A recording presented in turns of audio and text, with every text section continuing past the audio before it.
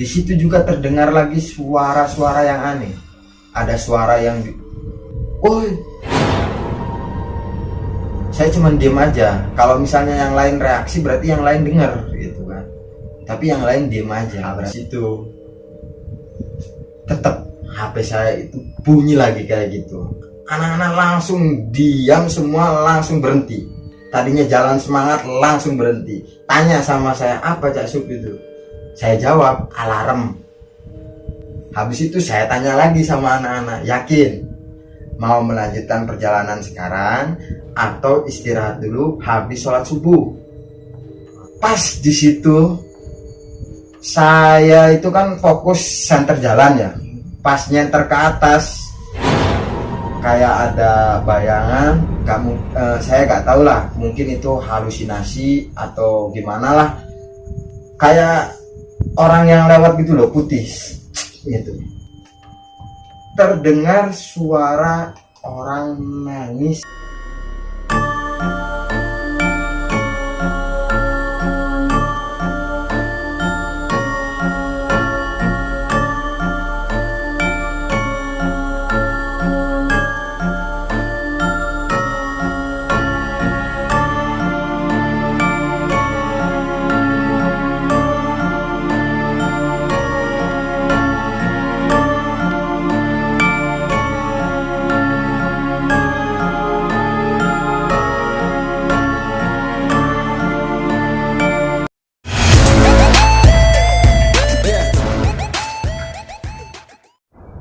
Assalamualaikum warahmatullahi wabarakatuh. Selamat malam bosku.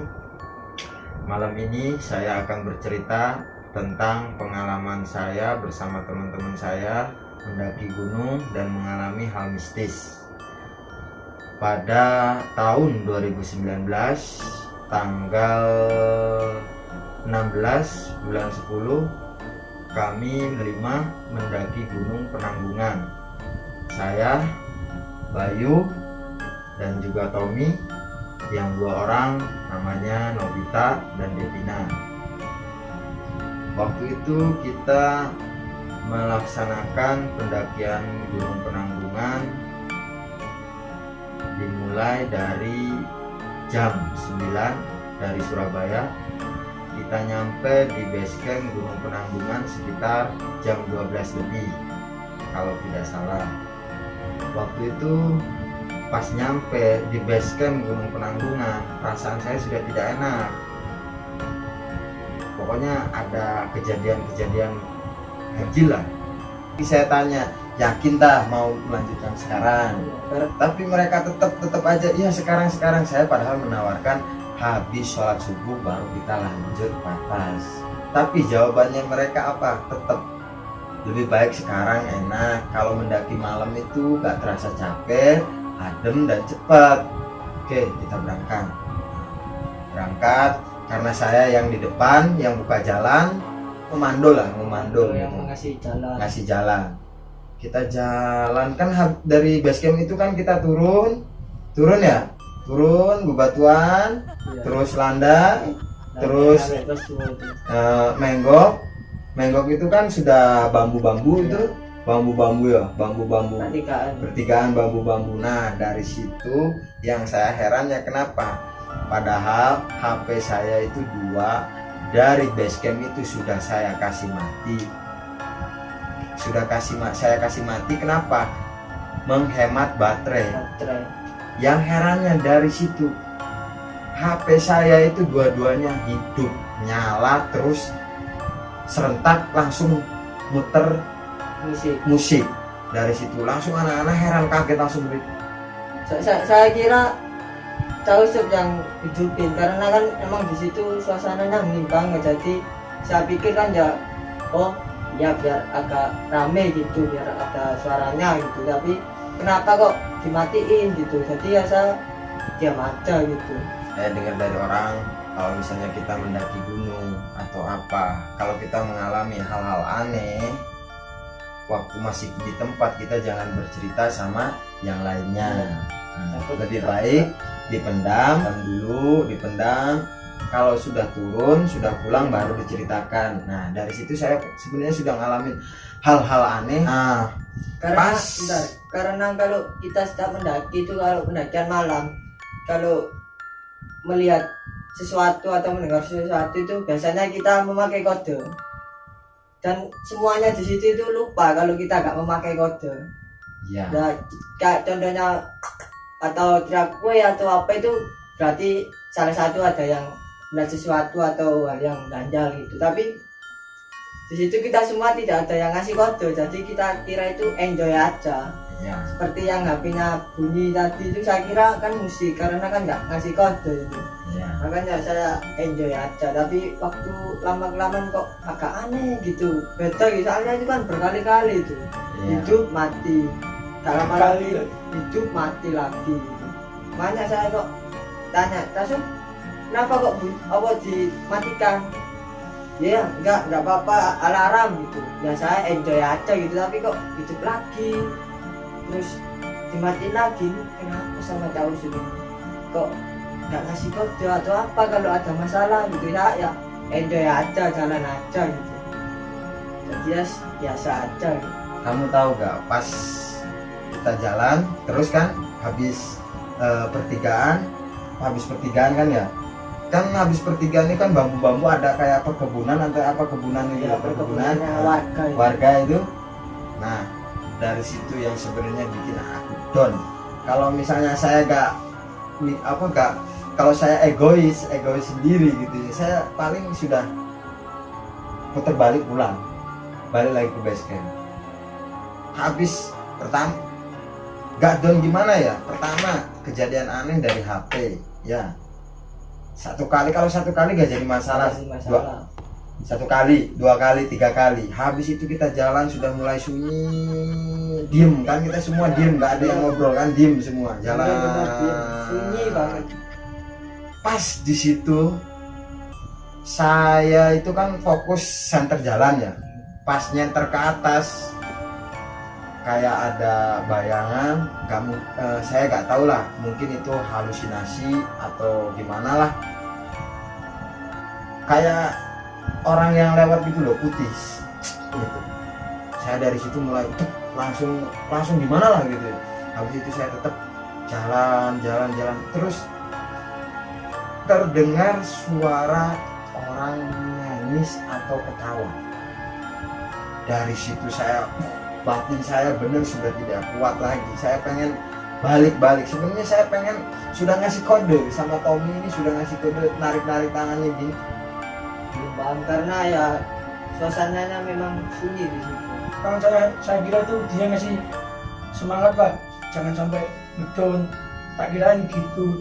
Tapi kan saya nggak tahu kalau kode itu dia itu aslinya pengen kita kembali ke basecamp lagi. Ternyata gak cuma saya, Tommy juga merasakan hal-hal aneh, ya Bayu juga merasakan hal-hal aneh.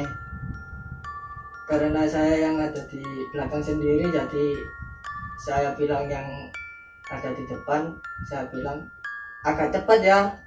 Terus yang depan bilang, kenapa? Udah agak cepat aja. Oh ya udah kita langsung jalan agak cepat karena mungkin yang di depan sudah merasakan juga, mungkin karena itu benar-benar dekat banget yang mengikuti itu. Apalagi ya dalam saya itu penerangannya kurang terang. Jadi saya bilang jalannya agak cepat karena di situ saya sudah mulai tak kuat karena merasa selalu diikuti dari pos 3 sampai ke pos 4, dan sampai di pos 4 kita istirahat dulu itu ya, Istirahat sebentar ya. pos 4 itu istirahat sebentar, itu sepi di situ, itu emang sepi. Di situ masih banyak juga ceritanya, tapi bisa dilanjutkan sama teman saya. Tommy, Tommy. apa yang kamu rasakan waktu mendaki Gunung Penanggungan? Katanya kan kita semua merasakan hal mistis, tapi Iya. kita bercerita itu tidak pas di tempat. Waktu kita pulang kan bercerita masing-masing. Nah, saya pengen tahu apa yang kamu rasakan waktu itu, kejanggalan-kejanggalan atau hal-hal mistis yang kamu alami.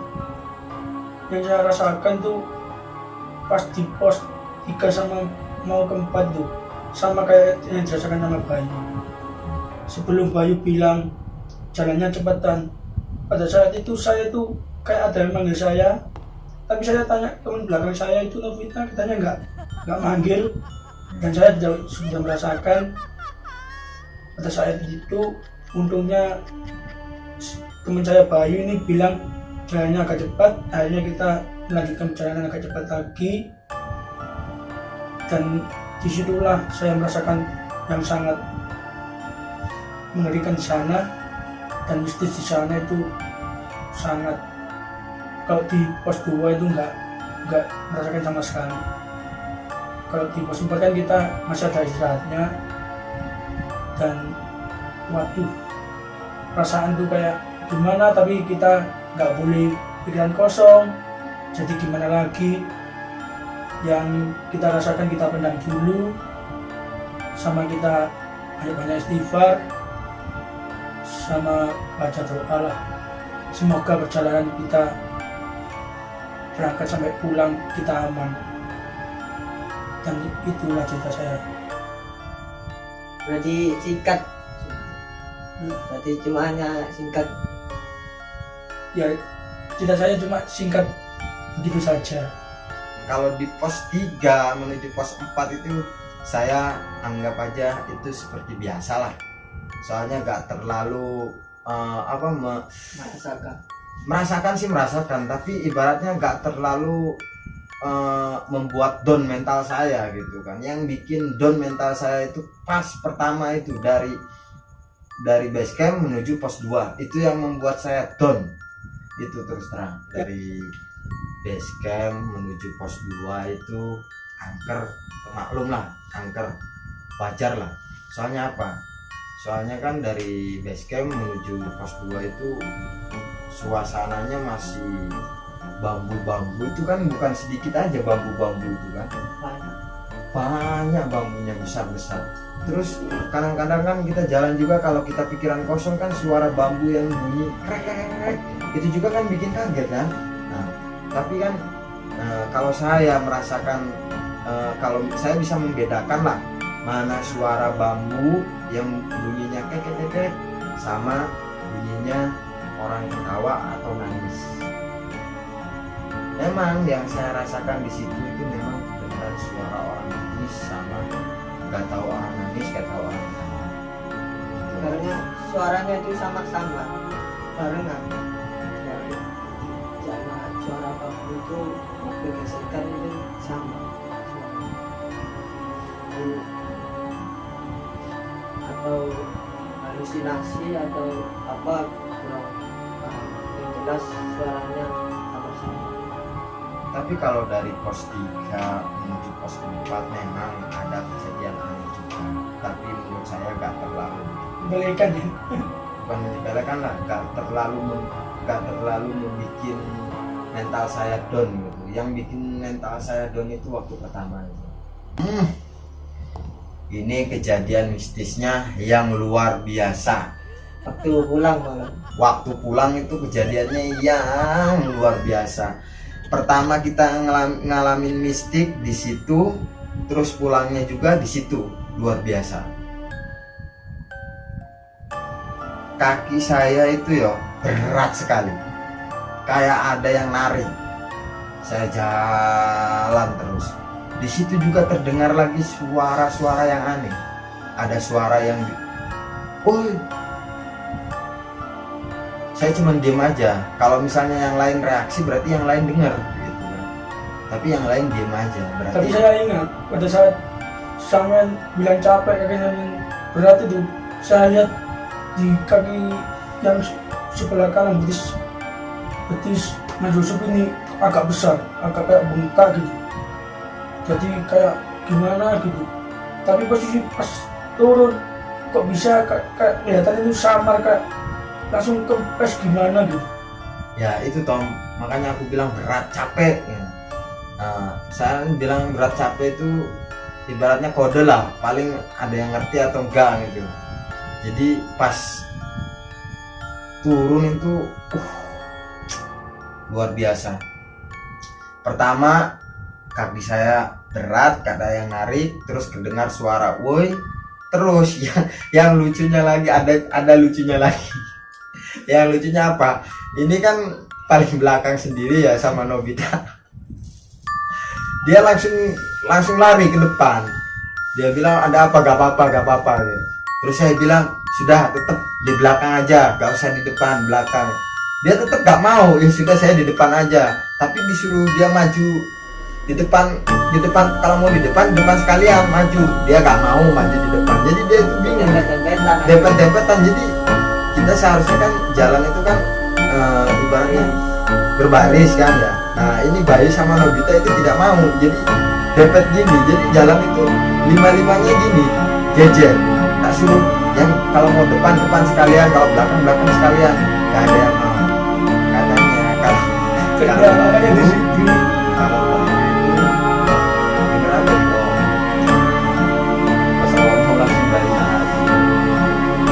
Ya suara-suara gitu sama-sama suaranya kayak sama sekarang, kayak pohon berisik gitu, ganggunya menanam. oh iya memang sama kan banyak pohon bambu kan.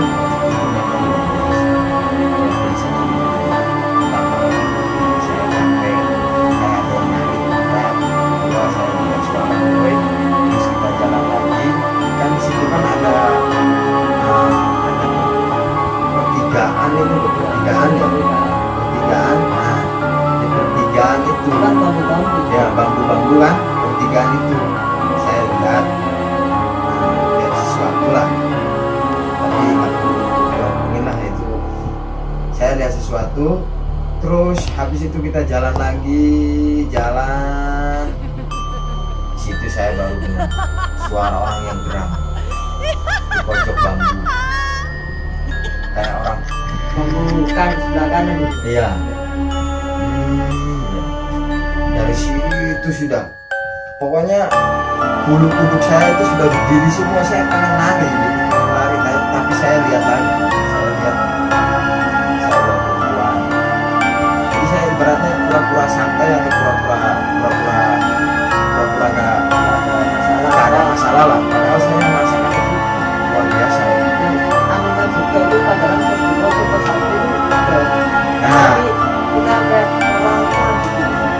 Yang herannya itu memang padahal pas kita jalan juga biasanya kan kalau kita berangkat kelihatan jauh, kalau pulang kita agak cepat, tapi itu kebanyakan kita lama sekali di sana. ya memang merasakan lama. Terus anehnya gini, kita sekitarkan ya anggaplah jam 6 lah ya, jam 6 lah dari Surabaya. Jadi kok memang sudah gelap gitu. Iya, anggaplah. Warungnya aja tutup gitu. Ya tutup. Yang herannya kok bisa nyampe ke base camp itu sekitar jam setengah 8. Itu yang nggak masuk akalnya itu kok lama, padahal perjalanan dari pos 2 ke base camp itu cuman setengah jam, Iya. paling lambat 40 menit, Iya. padahal kita nggak istirahat. Apalagi jalannya kita dempet-dempetan dan Agak cepat. gitu. Agak cepat gitu. Tapi lama banget rasanya. Memang sih, saya mendaki Gunung Penanggungan itu, kalau kemarin seperti kemarin saya mendaki, alhamdulillah tidak ada apa-apa kan, aman aja kan. Iya. Nah, saya mendaki Gunung Penanggungan itu sudah 4 kali. Nah, yang pertama mendaki baru yang mengalami hal mistis di situ. Iya. Makanya saya penasaran, datang lagi ke sana, alhamdulillah tidak ada halangan apa-apa, lancar. Karena mistis itu kita penasaran jadi pengen ke sana lagi. Old MacDonald